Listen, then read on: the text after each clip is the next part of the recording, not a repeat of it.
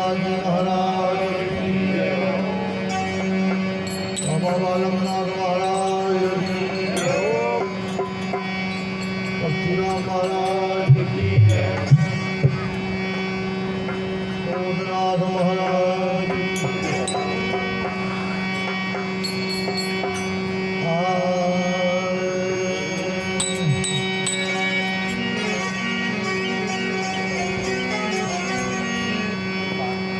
चाह गई चिंता मिटी चाह गई चिंता मिटी मनुआ रहे बेपरवाह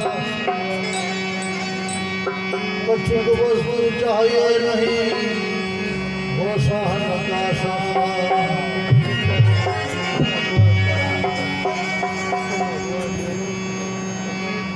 सच्चे गुरु की फूक हृदय में आग लगावे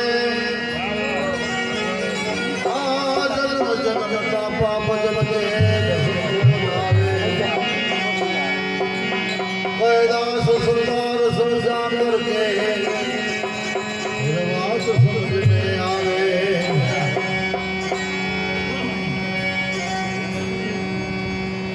ये नटवालो नखरो छोड़ दे योगी राजा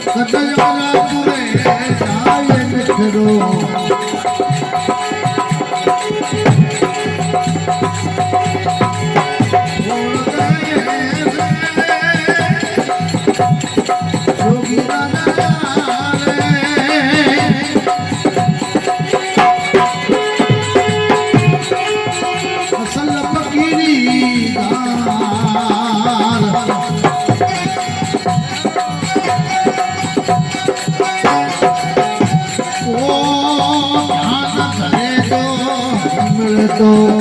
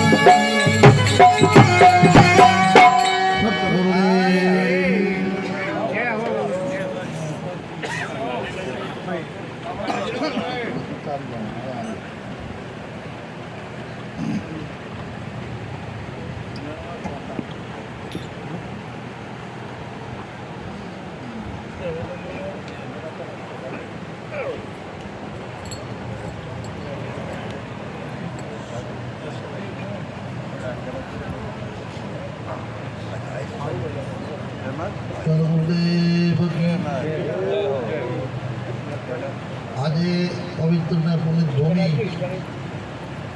ગામ ફતેપુર આજનો પ્રસંગ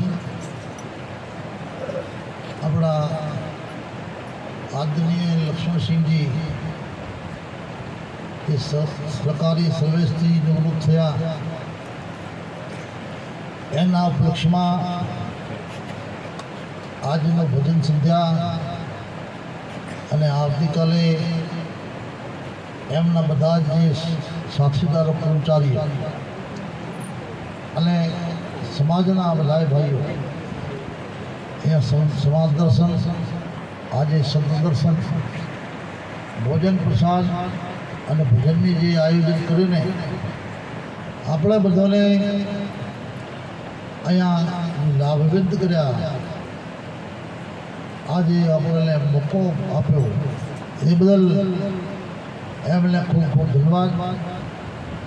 સાથે સાથે આ નોકરીથી જે પોતે નિવૃત્ત થયા અને આ પ્રસંગ રાખ્યો એમની સાથે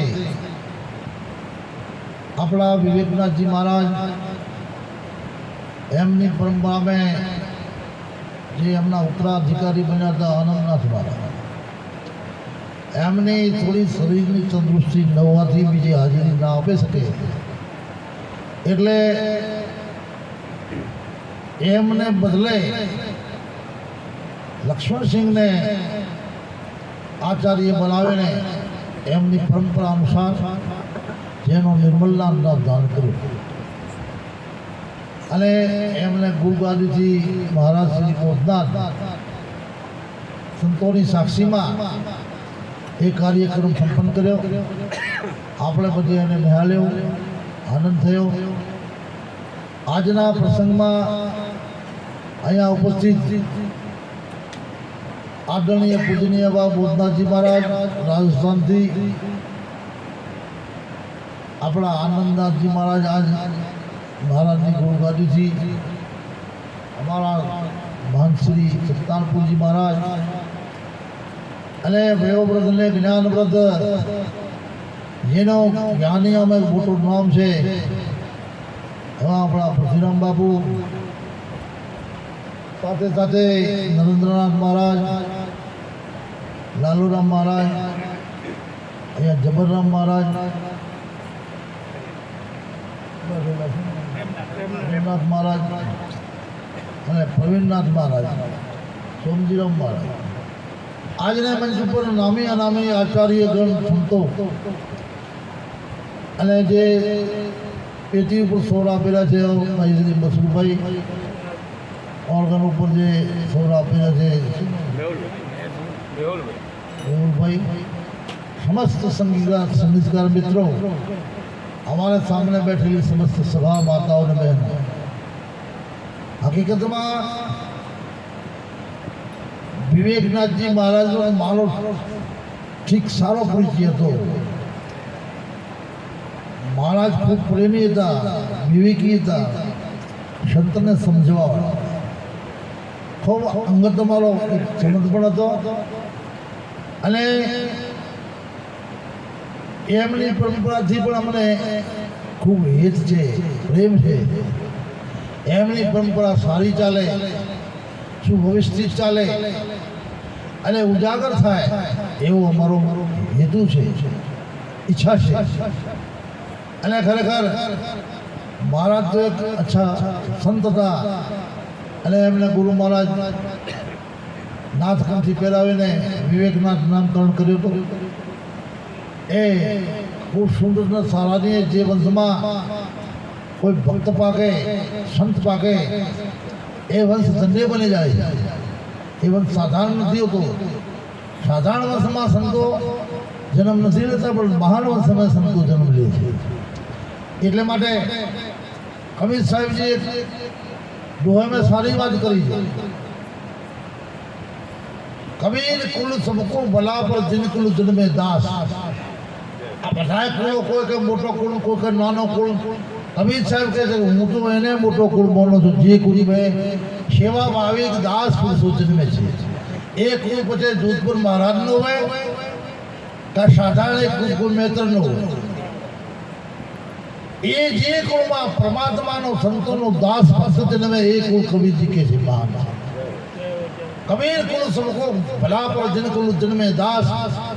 જિન કુલ દાસ જન્મે સો કુલ આંખ પલાસ. જે કુળમાં દાસનો જન્મ થાય, ભક્તનો જન્મ થાય, એ કુળ આંખ એટલે આંકડેનો ઝાડખો ને પલાસ એટલે ખાખરેનો ઝાડખો. એમાં કાંઈ ફળ ફૂટે કોઈ ખાવા જેવો લાગતો નથી. એટલે કબીર સાહેબ એને એ વૃક્ષ માન્યા છે. ભલે એ પછી પોતાને કુળને કેટલું ઊંચો માને અથવા નીચો માને, પણ સંતોની દૃષ્ટિમાં એ જ કુળ ઊંચો છે જે કુળમાં ભક્ત જન્મે, જે કુળમાં દાસ જન્મે, જે કુળમાં સેવા ભાવિક પરમાત્માનો ભક્ત જન્મે, માતા પિતાનો ભક્ત જન્મે, સંસ્કૃતિનો હેતુથી જન્મે, એ કુળને ધન્યવાદ થશે. અને આવો આપણા વિવેકનાથજી મહારાજના કુળમાં બધા ભાઈઓ ભક્ત છે, ભાવિક છે, સંતોના સેવક છે, સંતોને માનવાવાળા છે. તો હકીકતમાં એ એમને પૂર્વજની ભક્તિ ઉગી કહેવાય, સમજી લો. નકા ઘણી જગ્યાએ મેં જોયું છે એ ખાનદાનમાં કોઈ આચાર્ય હોય, કોઈ સારો પુરુષ પાકી ગયો હોય, ત્યાં સંતોનો જબરબર હોય, એટલે ત્યાં એ જીવતો તો મુશ્કેલીથી હાથાજોડી કરીને એમને ખાનદાન પાસે કાંઈક કરાવતા હોય. પણ એનો શરીર છૂટી પછી મેં સાંભળ્યું છે કે હવે એટલે ડોહે લોહી પીધો એટલે હવે હું કોણ લોહી પીયો છું, હવે જાવા ખાવેથી હવે અમારે જોતા નથી. એવા પણ જોયા છે. ડોહેની જિંદગીમાં ડોહે લોહી ઘણો પીધો. રોજના કોક બે સાધુ બે ભક્તો લઈને આવતો. એટલે અમે તો કરી કંટાળી ગયેલા છો. હવે થોડો ડોહી ગયો તમે જાઓ પાછળ, સમજ્યા? એવા પણ જોયા છે. પણ જે પુરુષો એમ કહે છે મારો બાપ ભક્ત હતો, મારો બાપ સંત હતો, એ મારા બાપને પાસે સંતો આવતા તો અમારો પણ પ્રથમ ફરજ છે એ બાપની પરંપરાને નિભાવવી. બાપની પરંપરા નિભાવે એ ખરેખર સાચો દીકરો કહેવાય. બાપની પરંપરાને તોડી નાખે એ સાચો કુટુંબને કહેવાય. તો સજનાઓ, ખરેખર મહાપુરુષે આજ પરમાત્માના વિશે, કલ્યાણના વિશે બહુ સુંદર આપણે બધે મહાપુરુષે સત્સંગ પૂર્યો, સારો સત્સંગ પૂર્યો. અને હકીકતમાં શરફ છે ને, સર્પને દરડે મેં જો પેસવો હોય તો કુંડલ મારીજી બેઠો છે, પકડ ઉપલીને બેઠો, છોડવો પડશે, સીધો બનવો પડશે, ત્યારે જ દરડે મેં જઈ શકે, નકા જઈ શકે નહીં. તો આપણે બધાને સદગુરુની પ્રાપ્તિ કરવી હોય, સદગુરુનો પ્યારો બનાવવો હોય અને સદગુરુની કૃપા આપણા ઉપર જો ઉતારવી હોય તો સરેન્ડર થવું પડશે. 100% નકામી પડ્યા જેની જરાય મકર રૂપ ધારણ કરે છે, એક બે મોટા મારેલા કુંડલ હશે, ત્યાં સુધી સદગુરુની કૃપા ઉતરવી મુશ્કેલ છે. ભલે આપણે એમની આગળ કૃત્રિમ ભાવ દેખાય તો આપણો સંતો તો સમજે છે કે આ સાચો કેટલો છે. સંતો સમજે છે, નમસ્કાર કરે એમ સમજે છે. સભામાં જે નમસ્કાર કરવા સંતોને આવે છે ને એને સંતો સમજે છે, એને પ્રેમથી શ્રદ્ધાથી નમસ્કાર કર્યા છે અથવા તો એને દેખાદેખી, બીજોની દેખાદેખી કરે છે.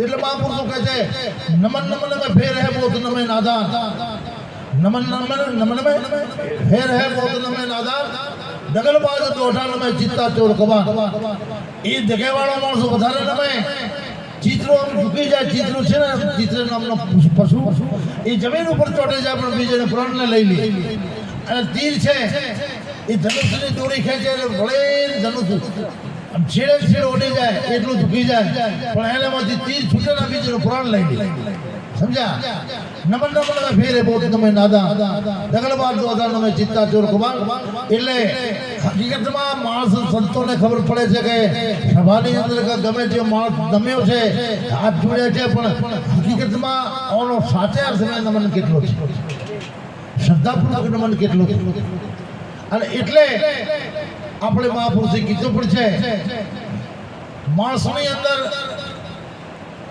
એક મણ અહંકાર છે કેટલો એક મણ આપણે ગુજરાતીને 20 કિલોને મણ કહીએ અને રાજસ્થાનમાં 40 કિલોને મણ કહીએ પણ આપણા જ મણ નાખો વધારે નથી વધારે ના ઉપડે એટલે ગુજરાતીને જે 20 મણ કહે છે ને 20 કિલોને મણ કહે છે એ જ રાખો એમાં 4 વિભાગ પાડી એક મણ અહંકાર માણસની અંદર છે એક મણ અહંકાર ઉપાડીને માણસ ભરે છે અને એટલે માટે તો મહાપુરુષે કીધો તીર્થ ગયા 3 જણા ચિતમન ચંચલ ચોર પાપ ન ઘટ્યો એક વૃત્તિ મન દસ લાયા માણસ બહુ તીર્થ કરે ને તો એને અહંકાર થાય છે મેં પૂરી ભારતના તીર્થ કર્યા છે મારે જો તીર્થ કોઈ કરી શકે નહીં મારે જો કોઈ તીર્થવાસી હોય નહીં તો સમજી લેવાને એ પાપ કર્યું છે અહંકાર કર્યું તીર્થ નથી કર્યા અને એને ઉપર 10 મિનિટનો પૂરો પાપનો આવ્યો 10 મિનિટ લાવ્યો હું શીલવંત છું હું કુળવંત છું હું વિદ્યાવાન છું હું રૂપવાન છું હું શીલવાન છું એવી પ્રકારના 10 પદ છે માણસની ઉપર માણસમાં 10 પ્રકારના પદ છે અને 10 પદ માણસની અંદર ઠસું પાડેલા છે એટલે માટે સજનો કોઈ પણ પ્રકારનો માણસને અહંકાર ન કરવો અહંકાર એ માણસનો પતન કરાવે છે એટલે માટે મહાપુરુષે કીધું માણસમાં એક મણ વજનનો અહંકાર છે હવે માણસમાં કેટલો અહંકાર ભણે મણ બાકી છે અથવા કોઈ એનામાંથી ઓછો થયો છે એની મહાપુરુષે પરીક્ષા કરી છે એની પહેચાન આપી છે કોઈ પણ સંતને જોઈને આપણે બહુ 10 ફૂટ સીટેથી પણ જો બે હાથ જોડીને વંદન કરીએ ને સંતને બે હાથ જોડીને વંદન કરીએ નમન કરીએ ભલે આપણે 10 ફૂટ સીટા ઉભા છે તો સમજી લેવો સંત સમજે કે ઓનેમાંથી 5 કિલા વજન ઓછો થયું છે 15 કિલા છે અને સંતને આ ગોડોને હાથ અડાડીને જો કદાચ માણસ વંદન કરે ને તો એ સમજે એની અંદર 10 કિલા ઓછો થયો છે એટલે સંતને ચરણને સ્પર્શ કરીને જો કદાચ એ વંદન કરે તો એની અંદર 15 કિલા ઓછો થયો છે એટલે સંતને ચરણને બિલકુલ એમને માથો અડાડીને નમન કરે તો સમજો એની અંદર 20 કિલા અહંકાર ઓછો થયો છે પણ એના ચરણ ધોઈ જે પીએ જાય એની અંદર લેસ માત્રનો અહંકાર નથી સમજી લો મહાપુરુષે પહેચાન કીધું છે એની અંદર લેસ માત્રનો અહંકાર અને અહંકાર હોય ત્યાં સુધી એ કામ ન થાય ત્યાં સુધી તમને સંતને ચરણો તક આ સંતનો ચરણનો જળ નમાની આપણે માત્ર એને મેલ જ માનીએ એને સમય બીજો પણ દેખાય નહીં આ તો પગ ધોયા પણ વહેલા છે ત્યાં સુધી મેલ જ દેખાય સંતનો એ ચરણ રચન કહેવાય ચરણો તકને કહેવાય એટલે માટે જે મીરાબાઈ પિતા અનેક સંતનો ચરણોદક પીધો છે એ ત્યાં શ્રદ્ધા આપણી પૂર્ણ હોય તો એ મેલ ન દેખાય ને તમને મેલ જ દેખાય અને તમને ઘૃણા થાય ફૂગ આવે ત્યારે તમે એવા બધા ત્યારે પવિત્ર બનશો ના અને સંતના ચરણ જે છે ને એની અંદર 68 તીર્થનો વાસ છે સજનો એની ચરણની પૂજા કેમ થાય એને ચરણની પૂજા એમ જ થાય છે 68 તીર્થનો એને ચરણમાં વાસ છે 68 તીર્થ તમે કરો કે સંતને આ ચરણનો જળ પીએલું તમે ધોઈને તો તમારા 68 તીર્થ થઈ ગયા સમજો બસ તમારા તીર્થથી ભટકવાનો કોઈ જરૂર નથી. એટલે માટે સંતના ચરણરજની બહુ મહિમા છે, અઢળક મહિમા છે. એને આપણે સમજવી જોઈએ. અને જ્યાં સુધી એને સમજાય ત્યાં સુધી હકીકતમાં આપણે સંતની શક્તિ કરી, સંતનો સંગ કર્યો, સત્સંગ કર્યા, પણ આપણે વાત સમજણી નથી 100%. જેનાથી આપણે પ્રેજ રહે છે. હવે ભાઈ પગ તો જોયા, પણ આ તો મેલા પોણી છે, આ તો કોઈ પગનો મેલ છે. એ મેલને સમજો, એને અમલ સમજો, પાપોનો નાશ કરવા વાળો સમજો, તો જ આપણે મેળ બે એમ છે. તો હરેક જીવ પાવન બની જાય. અને મને એવી વાત નથી, પણ આપણે એ વાત સ્વીકારતા નથી. એ વાત કદાચ શર્મા સમિતિ કોક કેના શ્રદ્ધાવાન માણસો પીતા હોય છે, પણ કોકે લઈ લે છે ચરણોદક છે, મહાપુરુષને ચરણોદક ગણ છે, તો એ ખરેખર એ ઉલટો ફરીને ઢોળી દે એમ પીવાનો મહાલો કરે, પણ ઢોળી દે. એ પીતો નથી. અને પીએ નહીં એટલી વાર એને અહંકાર કોઈ દિવસે એનો તૂટતો નથી, તૂટે પણ નહીં. એટલા માટે સજ્જનો હકીકતમાં એક વખત કોઈ એક કૂતરો રસ્તામાં સૂતો હતો. એક કૂતરો રસ્તામાં સૂતો હતો એટલે એક વટમાળું જાત્રાના કૂતરાને ધોકો માર્યો. અમુક માણસો જો તો આમાં નકામા કોઈ કૂતરોને મારતા હોય છે, ખામખા ઝાડખા કાપતા હોય, ખામખા કોઈ પશુને ચોરતા હોય. એટલે કૂતરાને એને માર્યો. કૂતરો પોતે રામચંદ્રના દરબારમાં ગયો કે મહારાજ, મને વગર ગુને અમુક વ્યક્તિએ રસ્તેમાં હું સૂતો તો મને માર્યો છે, અમારો પગ તોડી નાખ્યો, અને એનો કોઈક સુનવાઈ કરો, મારો દંડ કરો કોઈ. એટલે બોલાયો. એ કૂતરાને ધોકો માર્યો એટલે વ્યક્તિને બોલાયો. બોલાવીને કીધો કે ભાઈ કૂતરાને તે કેમ માર્યો? કે બસ મારો એક આદત છે, મારી એક આદત છે, સૂતો તો મેં ધોકો મારી દીધો. મારી દીધો, તું ગુને પાત્ર છે, તારો દંડ થશે. પણ દંડ જેને તે તકલીફ દીધી એ વ્યક્તિ કે છે એ દંડ થશે. ભગવાન રામ કૂતરાને બોલ્યા કે કૂતરા, હવે તું કે એટલો દંડ હોય એનો કરો. તો કે મહારાજ બીજો કાંઈ કરવો નથી, મોટે મઠનો મહેંત બનાવી દો. બીજો કાંઈ કરવો નથી, મોટે મઠનો મહેંત બનાવી દો. અરે મૂર્ખાઈ, તો એ દંડ છે તો આશીર્વાદ થયો કે ના ના આપું, હું પણ પહેલો મોટા મઠનો મહેનત હતો, મને ખબર છે. અને એ મફતીઓ ખાધો ત્યાંથી કરીને કૂતરાનો જન્મ આવ્યો છે. હવે રસ્તે પડ્યો સમજ્યા? જો એને દંડાલો તો મોટા મઠનો મહેનત જ બનાવો, બીજો કંઈ બનાવો નથી. એટલે માટે સજડાઓ, મહેનત થઈને રાજી થવાનું નથી, મહેનત થઈને રાજી થવાનું નથી. એ તો કુટિયા છે ને, તમે સેવા માટે ઊભી કરી છે. તમે સેવક બની ગયું તો બરાબર છે, પણ મહેનત બની ગયા તો દશા તમારી પૂરી થઈ જશે 100%. આપણો જે પરમધામ કહેવાય છે દેવીદાસ સંતનો, જેને પહેલી પાણીની કૂંચ ત્યાં ખુલી હતી, પછી મોટો અત્યારે દરબાર છે. અહીંયા અત્યારે હજારો માણસો ભોજન જમે છે, હજારો સાધુ ભક્તો જમે છે. એક વખત ત્યાં જમાત ગયેલી અમારી સાધુઓની, અને જમાતની બધી જ આગતા સાગતાથી ભોજન કરાયા, સેવા થઈ, દક્ષિણાઓ આપી. અને જમાતને મહેંત પૂછ્યું, ભાઈ આ સ્થાનનો મહેંત જો હજારો માણસો સેવક લાગેલા છે, હજારો માણસો પંગત કરી રહ્યા છે, આ સ્થાનનો મહેંત ક્યાં રહેતા હશે? અમને દર્શન કરવા છે. અને હશે કેવા એ બતાવવા પણ કોઈ. ત્યારે કોઈ કીધું મહારાજ ક્યાંય રહેતા નથી, હવાજી પતલું પાડે ને એ પતલ જે લોકો ખાઈને ઉઠી ગયા એમના પતલું પડે એ મહેનત છે, ન હોઈ શકે. જમાતને મહેનત કીધું હોઈ ન શકે, આવડો મોટો મહેનત પતલું પાડતું બાપુ એ જ છે, તમે જઈને પૂછો. જમાતને મહેનત બે ચાર સાધુ ભેગા જઈને પૂછ્યો કે આના મહેનત તમે છો મહારાજ? હા બાપુ, મહેનત તો નથી, પણ કર્મચારી છો એનો, મહેનત તો એના ગુરુ મહારાજ છે. મને ડ્યુટી દઈને ગયા છે, મેં ડ્યુટીનું કામ કરું, મહેનત નથી. મારું નામ કૃષ્ણદાસ છે, સાધારણ સંતોને ચરણનો રજ છે. પણ તમે મહેનત તો ભલે ઠીક છે, તમે કોક ને કોક તમે મહેનત એના છો, તો હજારો ભક્તો તમારી સેવામાં લાગેલા છે, તો તમારે આ પતલ ઉપાડવાનું કેમ આવ્યું?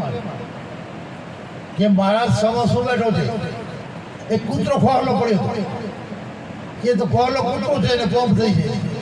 બસ કે આમ અબજીયા રોટલા ખાવા એને નથી પચ્યા, એને ખોફ થઈ ગઈ છે, તો પછી ભલે મારો શું થાય?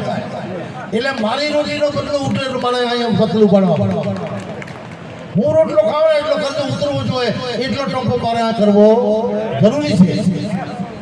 એટલે માટે કોઈ પણ મહેનત આચાર્ય એમ ખુશ ન થઈ જાય કે જગત તમારી આરતી ઉતારે છે, પગ ધોઈને પીએ છે, પણ એનો બદલો ભારે ચૂકવવો પડે છે. એનો બદલો ભારે ચૂકવવો પડે છે. આ તો કોઈ પરશુરામ મહારાજ જેવા સંતો એ વાતને સમજે છે, એ વાતનો ક્યારે પણ અહંકાર ન કરે, ક્યારે પણ ગર્વ ન કરે.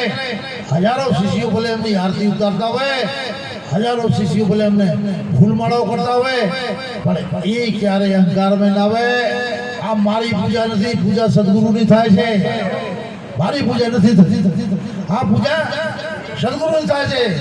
જે સંત એવો સમજે છે તેને બદલો નથી ચડતો, પણ જે રાજી થાય છે ને ફૂલાય છે ને એને બદલો ચડી જાય છે, એને બદલો ઉતરવો, એને બદલો ઉતારવો પડે છે. અહંકાર આવ્યો નથી તો તમારા ઉપર બદલો ચડ્યો નથી.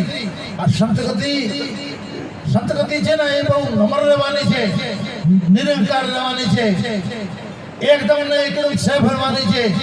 એમાં જરાય અહંકાર કરવો નથી. ક્યારે પણ એમ ન સમજવો કે હજારો મારા અનુયાયી છે, મને માને છે, મારે આરતી ઉતારે છે, આરતી ગુરુ મહારાજની ઉતારે છે, મને તો ગુરુ મહારાજે જે ફરજ આપી એ હું બજાવી રહ્યો છું, બીજું કોઈ કરતો નથી. એ પુરુષ ક્યારેય આ જગતમાં બંધાતો નથી. 100% બંધાઈને સજનો. એટલે માટે હકીકતમાં મહાપુરુષો તો તમને મને આધ્યાત્મિક સમજાવે છે. સાચી વસ્તુ આખીરમાં એ છે. બીજા બધા સારા કર્મો છે, સારા કર્મોથી મારો તમારો જે અંતસ્કરણ છે પવિત્ર બને. સારા કર્મ કરવાથી, તીર્થ કરવાથી, સેવા કરવાથી, જપ કરવાથી, તપ કરવાથી એ બધાએ મારો તમારો અંતસ્કરણને સુધી બને. અને સ્વતંત્ર અંતસ્કરણ છે, એમાં જ પરમાત્માની પહેચાન થાય, એમાં સદગુરુની ઓળખાણ થાય. મલિન ચિત્તમાં કોઈ દિવસે પરમાત્માની ઓળખાણ થતી નથી. ને મલિન ચિત્ત વાળા પુરુષો સંતોને પણ ઓળખી શકતા નથી, કારણ કે એને ચિત્તમાં મલિનતા છે. એ મલિનતા છે, સેવા કરીને મલિનતાને દૂર કરે છે. ને કહેવામાં આવ્યું છે વેદાંતમાં, મળ વિક્ષેપને આવરણ. આ ત્રણ જે મળ વિક્ષેપને આવરણ છે ત્યારે હકીકતમાં સંતને ઓળખવાની આપણે શક્તિ આવે છે, એને પહેલી આપતી નથી સજનો. એટલે માટે સંતો બેઠા છે એમના એ ચિત્તમાંથી મળ વિક્ષેપને આવરણનો નાશ થઈ જાય છે. એ આવરણનો નાશ થતો સંતો જ્ઞાનવાન બને છે, અને સંતો પરમાત્માને સાથે સદગુરુને ઓળખવાની એમને ક્ષમતા આવે છે. એમની અંદર ટ્રાન્સમિશન આવી જાય છે, એમની અંદર ક્ષમતા આવી જાય છે. એ કોઈ પણ પુરુષને નજરમાં જોતો તો ઓળખાણ કરી દે છે કે આટલે તોલેનો આ માણસ છે. એને બહુ પરીક્ષા કરવાની જરૂર પડે. એ શિષ્ય બનાવે એમને નજર નોખી દે. 1000 માણસની સભામાં અધિકારી કોણ છે એમને ખબર પડી જાય છે 100%. એ લોકોને પાસે ટ્રાન્સમિશન હોય છે, પરીક્ષા હોય છે, એમની દ્રષ્ટિમાં પરીક્ષા હોય છે. 1000 માણસની સભામાં અધિકારી કોણ છે, ગુરુને ઉપદેશને ધારણ કરે એવો માણસ કોણ છે, એનું પાલન કરે એવો માણસ કોણ છે, એ ઓળખી લે. અને એની પાછળ વધારે મહેનત કરે. પણ સંતો તો દયાળુઓ છે. સંતો તો અયોગીને યોગી બનાવે છે, અયોગીને યોગી બનાવે છે. જેમ સંતનો અને મા બાપનો અને પશુનો સ્વભાવ એક છે. જેમ ગાય પોતાને બાળકને જન્મ આપે એને વત્સલે ભાવ કીધો છે. ગાય વાછરડાને જન્મ આપીને એની જબાનથી એના મળ બધા ચાટી લે છે, વાછરડાને શુદ્ધ કરે છે. બધાએ મળ એની માં ચાટે છે અને વાછરડો શુદ્ધ થઈ જાય છે. એમ શિષ્યમાં પણ કેટલા અવગુણો હોય તો ગુરુ વત્સલે ભાવ વાળા છે, એને અવગુણોને બધાને ખતમ કરી દીધું. બધા અવગુણ ખતમ કરીને શુદ્ધ બનાવે છે. એમની દ્રષ્ટિથી, એમની ભક્તિથી શિષ્યને પણ શુદ્ધ બનાવી દે છે. એટલે સંતોમાં વત્સલે ભાવ કીધો છે. એ રીતે આ મહાપુરુષોને બધામાં પરમાત્મા વત્સલે ભાવ છે. એક સંત પરમાત્મા અને જે બાળકને જન્મ આપે છે પશુ.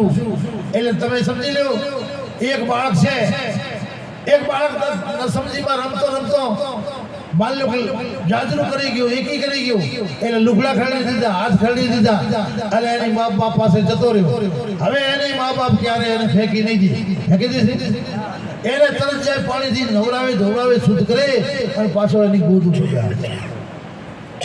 ગોદો પર હવે પકડીને આવ્યો છે કે તમારે આ ભ્રષ્ટ થઈ ગયું છે એને ફેંકી દેવી કોઈ દિવસે કરતા નથી મા બાપનો ધર્મ નથી એ અમને ક્યારે પણ આવો હાલતમાં ખરડેલી હાલતમાં પણ રહેવા દે એને પાણી લઈને શુદ્ધ પણ કરે કપડા પર ધોઈ નાખે ચોખ્ખો કરે પાવડર લગાવે અને એની ગોદ ઉપર બેહાડીને પ્રેમ કરે બજીઓ કરે અને પ્યાર કરે સજનો એ સંતોનો સ્વભાવ છે આપણે કહેવાય પાપ તાપ વાળા ખરાબ હોઈએ પણ આપણે એને સુધારીને એની ગોદ ઉપર બેહાડે છે છોટકા એમનો સ્વભાવ છે સંતોનો સ્વભાવ બહુ ભારી હોય છે દયાળુ હોય છે અયોગી અને યોગી બનાવે છે નકા તો આ સંસારના અનેક જીવ છે એનું કલ્યાણ કેમ થાય એનું કલ્યાણ કોઈ દી એમની મળે તો થઈ જ ન શકે પણ સંતોની કૃપા વડે આ જીવોનું કલ્યાણ થતું હોય છે ને થતો હોય પણ એમની નજીકમાં થોડા જાજો નજીકમાં જાજો તો તમારા ઉપર એમની કૃપા 100% ઉતરશે ને ઉતરશે હવે સમયનો પણ થોડો આગળ આંકડો વધી રહ્યો છે આવતીકાલે પણ એમને પ્રસંગ છે એટલો કહીને મારી વાણી વિરામ આપું છું બાપુને આપણે સાંભળવાના છે સદગુરુદેવ કી